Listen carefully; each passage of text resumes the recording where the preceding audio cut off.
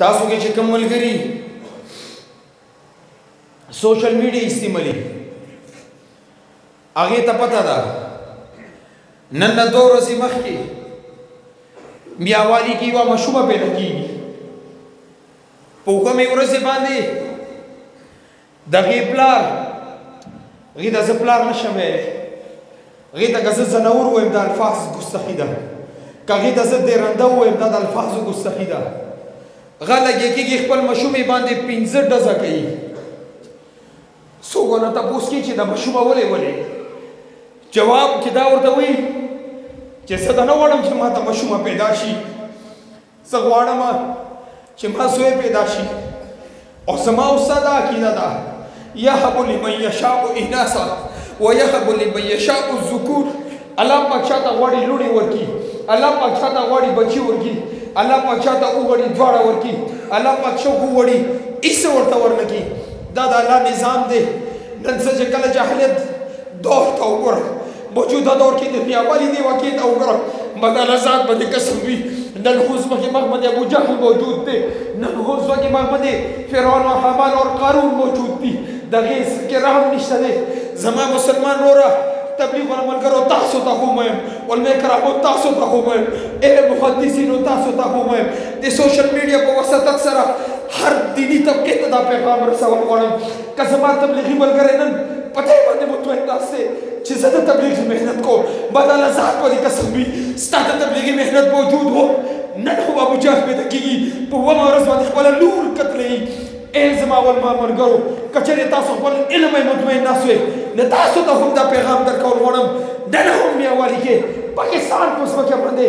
پاکې خاورې باندې ابو جهل موجود دی په 2مې ورځ باندې خپله لور قتلوي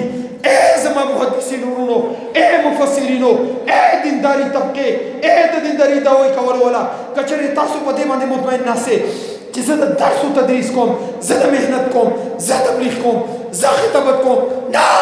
اوس هم محنت کې ډېر محنت پاتې دی ستا په دې ځمکې باندې کله 2 ورځو لور قتلېږي دا د دې خبرې ما ته یو پیغام راکوي دا ما کې بیداري لهر پیدا کوي دا ما ته یو پیغام راکوي دا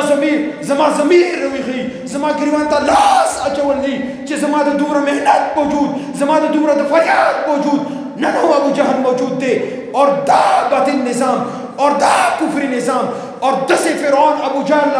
اور دا عتبہ شیبہ اور دسے ظالمانو جبرانو تا لقب ورکولو دپاره دې پاکې خاورې باندې څومره پورې شرینې ځان نه وي راغلی دې ظالمانو ته لګام نه ورکولی کېږي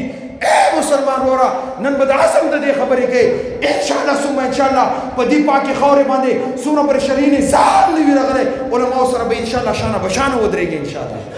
ودرېږو که نه ودرېږو انشاءالله دې ظالمانو ته لګام ورکول پکار دي که نه دي ورکول پکار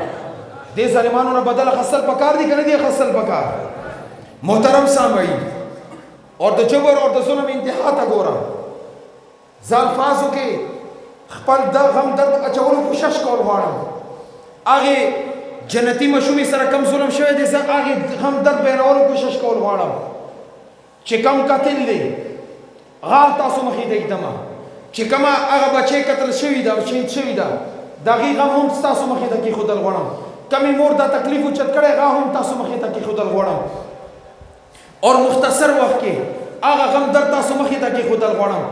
یو یې پهله نمبر باندې ظالم جابر اور د پلار دی پلار باندې زه بحث اور گفتگو کول ځکه نه غواړم چې دا جابر اور ظالم و خپله 2 ورځو مشومه قتلوي داسې پلار باندې به څه بحث کوي داسې دله او بېغیرته سړي باندې به څه بحث کوي داسې بېکاره انسان درنده ځناور باندې به څه زه خپل وخت ضایع کوم خلاصې د مور فریاد به واورو مور هغه مور چې کله دا بچی پیدا کوي دا څومره مشقت برداشت کوي 10 میاشتې دا په خېټې باندې دغه تکلیف اوچت کړي دا خراب خوراک د صرف دې وجې نه کوي چې دې مشومې ته نقصان ونه رسي دا یو نیم حرکت د دې وجې نه کوي چې زما دا ګېډه کې مشوم ته نقصان ونه رسېږي دا یوه نیمه ګولۍ د دې وجې نه استعمالي چې زه دې مشومې ته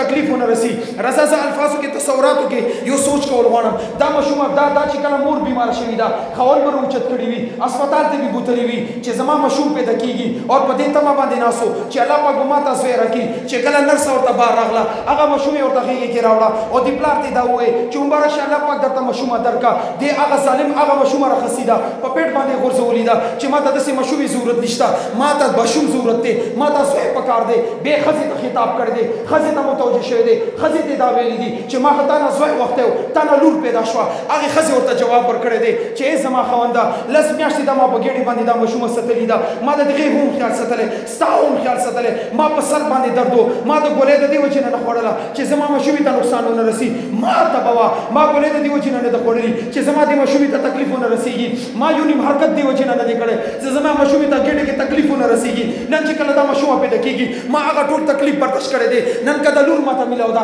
دا د الله جل شانو طرف نه میلاو ده دې کې زما هغه څه قصور نشته دا پلار په هغه باندې نه یخ کېږي بیا هغه پستول راخلي هغه جبیر اور ظلم لاس ته پستول راځي بیا دا پنځه ډزه هغه مشومه ولي هغه مشومه به الله دربار کې ولاړوي هغې به الله پاک ته څه فریاد کړی وي هغه به الله پاک ته دا وایي ای زما ربه زه خو پر دې باندې نه پوهېدم چې زه مشومه یم زما پلار زما خلاف ګناه چلولې ده هغه ګناه زما په زړه باندې اخبار شوې ده یا الله زه خو په نور څه باندې نه پوهېدم خو یو دمه کې اواز وشو بیا چې ما دا محسوسه کړه هغه ګناه زما زړه کې آر پار وه زما سرمن وسوځېده بیا زما زړه وشکېدو زما زړه کې بیا یې ورکوټه سروی وشو یا الله ما ته پته نشته ما څه جرم کړی و زه د پلار په څه جرم کې قتل کړی یم دا به قیامت ورځې الله مخې ته ودرېږي دې مشومې به آدم علیه السلام ته اواز کړی وي ای زما پلاره زه نن ستا امت کې ستا په نسل کې ستا یو زوی قتل کړم دې مشومې به حوا علیه السلام ته فریاد کړی وي حوا ته به اواز کړی وي ای زما مورې زه د پلار قتل کړم دې مشومې به پاک پیغمبر ته اواز کړی وي